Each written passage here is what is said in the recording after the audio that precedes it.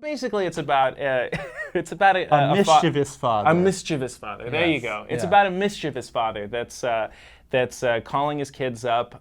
They haven't been home in a while, and he's trying to get them to come home for the holidays. And the twist is that the way he tries to get them home is that he tells them he's going to divorce their mother of 50 years. It is basically taken from a joke that my grandfather told me. And so it's very short.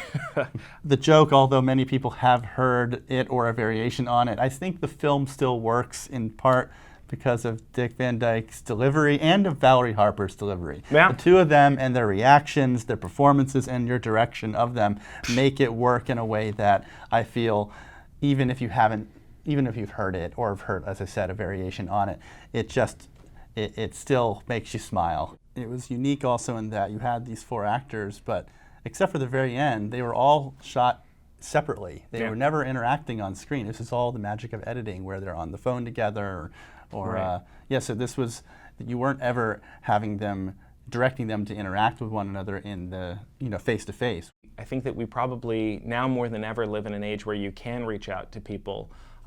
Whether or not they respond is something, but yeah, I think that there's kind of a paradigm shift happening because of the internet. With Dick Van Dyke, for example, we actually reached out to him through Twitter, where we were able to say, like, hey, what are you up to?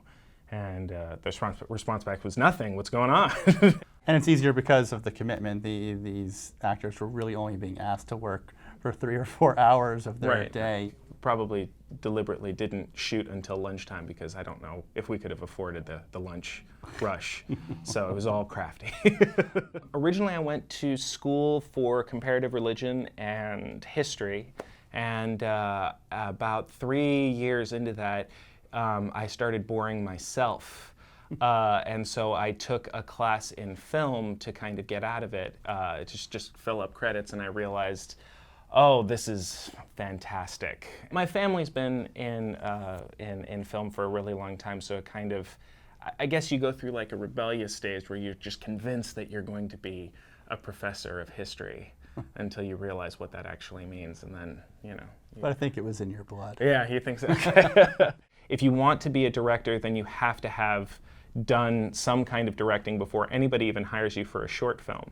And if you don't, there's really a really big question gets asked is like, well, what are you doing? I mean, in this phone, I have probably one of the most advanced pieces of filmmaking technology. I mean, there are people that are now, they can edit on your phone, they can shoot on your phone.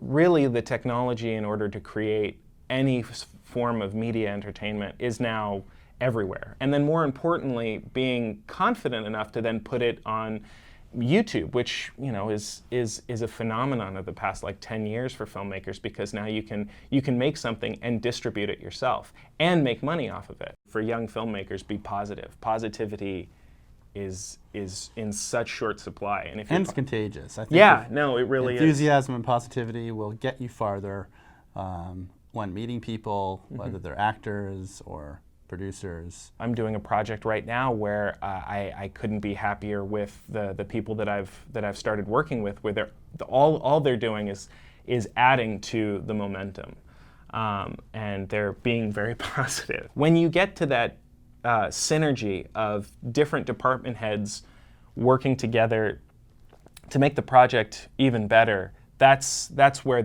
I think the high of filmmaking comes from.